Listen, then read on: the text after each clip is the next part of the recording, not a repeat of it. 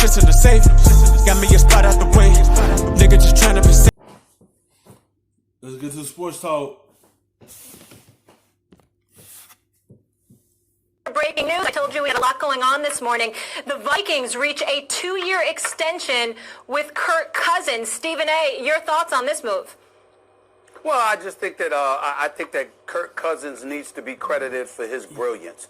I mean, the man, he doesn't win too many playoff games. I think he's only won one in his career. Half the time he doesn't make the playoffs, yet he positioned himself to get a guaranteed $84 million over 3 years a couple of years ago, and now he's got a 2-year extension.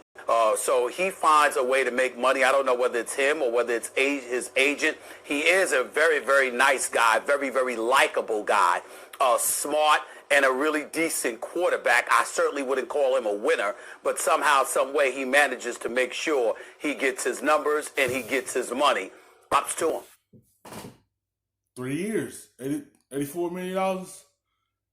He got to the playoffs once with Minnesota. He won that game against the Saints. Now he had to get them deeper. He had to get the two NFC Championship game and the Super Bowl to be able to showcase why they're standing him. They're standing because of that playoff win. He got 2 more extra years with them. So that's an additional what? Another 3 years? So basically, you might want to say he going to be with that team 6 years after his 3 years up again, because he had 1 year left on that contract. So he has to get stuff done. That one playoff game, yeah, that was good that he finally won one. But at the same time, he got to produce a championship for them. You're not just going to stand the guy 2 years and he got to bring something. He got to bring something other than just a playoff win. He a good quarterback. The decent enough to get you to the playoff, but can he get the job fully done? Can he get this team deeper into the playoffs?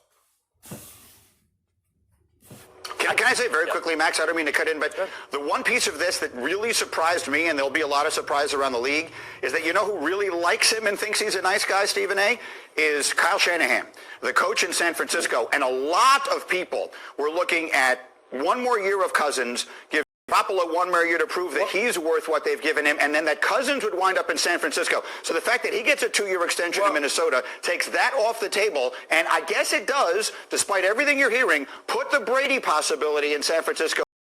Well, Greeny, let me say this real quick before Max chimes in. I would tell you that if you're Kyle Shanahan and the San Francisco 49ers, I don't blame you for not making that move or for not pushing to make something like that happen, in light of how Krik Cousins ended up performing in the postseason against them. Obviously, it wasn't entirely his fault, wasn't protected enough. Dalvin Cook was held in check, didn't have much to work with. That particular day, Adam Thielen wasn't 100%. But it seems like it's a difference between Garoppolo and Krik Cousins. He did a good enough job to get San Francisco there. He ain't had to do much.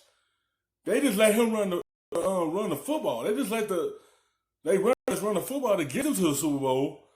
Only what I'm saying that is they both have a good defense. And the only thing Garoppolo had to do is manage to win games. And the playoff he ain't had. Y'all got to the Super Bowl with Garoppolo. So y'all gonna get Krik Cousins. What does he get y'all there? See, I understand Garoppolo ain't played well in the Super Bowl. He played decent enough. But I'm saying is, don't pull the plug so early on him. Krik Cousins still has something to prove in Minnesota. He has to bring something to that table, and that's a championship. That's why they're extending him, because that one good playoff game, they want to see what else he can do this season. Can he get them deep in the playoffs and produce something? Okay, Stephon Diggs couldn't get off, and then you're going up against an elite San Francisco defense, so you got to take all of that into consideration.